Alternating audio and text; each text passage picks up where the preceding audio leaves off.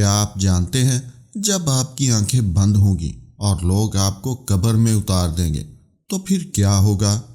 آج ہم آپ کو وہ سچائی بتائیں گے جو قرآن اور حدیث میں بیان کی گئی ہے۔ یہ دنیا کی زندگی ختم ہوتے ہی انسان ایک ایسے سفر میں داخل ہو جاتا ہے جسے برزخ کہا جاتا ہے۔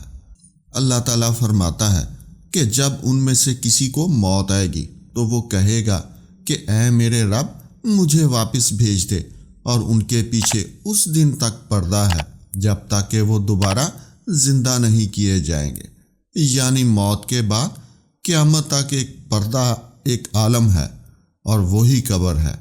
رسول اللہ صلی اللہ علیہ وآلہ وسلم نے فرمایا، جب بندہ قبر میں رکھ دیا جاتا ہے اور لوگ واپس لوٹ جاتے ہیں تو وہ ان کے قدموں کی آہٹ بھی سنتا ہے۔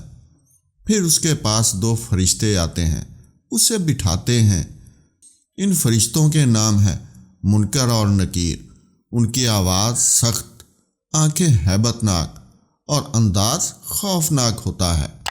یہ 3 سوال ہر انسان سے پوچھے جائیں گے، چاہے وہ بادشاہ ہو یا فقیر۔ پہلا سوال ہوگا، تمہارا رب کون ہے؟ دوسرا سوال ہوگا، تمہارا دین کیا ہے؟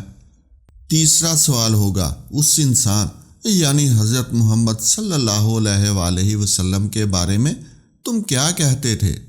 اگر مرنے والا ایمان والا اور نیک عمل کرنے والا ہو تو حدیث کے مطابق وہ پورے اطمینان سے جواب دے گا کہ میرا رب اللہ ہے، میرا دین اسلام ہے، اور اللہ کے رسول محمد صلی اللہ علیہ وآلہ وسلم ہے، میں ان پر ایمان لایا۔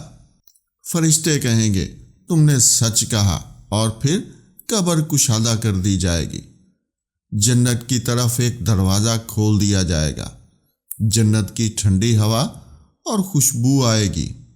نیک اعمال ایک خوبصورت انسان کی صورت میں آ کر کہیں گے میں تمہارے نیک اعمال ہوں۔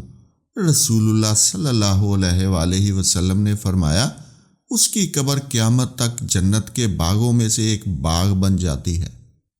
اگر مرنے والا بے ایمان یا نافرمان ہوگا تو وہ گھبرا کر کہے گا میں نہیں جانتا، جو لوگوں کو کہتے سنا میں بھی وہی کہتا رہا۔ فرشتے کہیں گے نہ تو نے جانا، نہ پڑھا، نہ سمجھا، اور پھر قبر تنگ کر دی جائے گی، پسلیاں ایک دوسرے میں گھس جائیں گی۔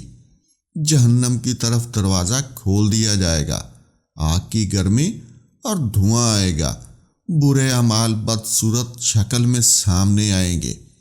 رسول اللہ صلی اللہ علیہ وآلہ وسلم نے فرمایا، اس پر لوہے کے ہتھوڑے مارے جائیں گے، وہ چیخے گا جسے جن و انسان کے سوا سب سنیں گے۔ قرآن کی گواہی ہے، اللہ تعالیٰ فرماتے ہیں، یعنی اللہ ایمان والوں کو دنیا میں بھی اور آخرت میں بھی ثابت قدم رکھتا ہے۔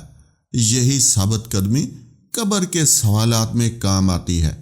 قبر ایک خاموش مگر سخت حقیقت ہے، نہ اندھیرا دیکھتی ہے، نہ آواز سنتی ہے، مگر انسان کے اعمال پہچانتی ہے، جس میں نماز، قرآن، صدقہ، سچائی، جھوٹ، ظلم، گناہ، غفلت سب ساتھ۔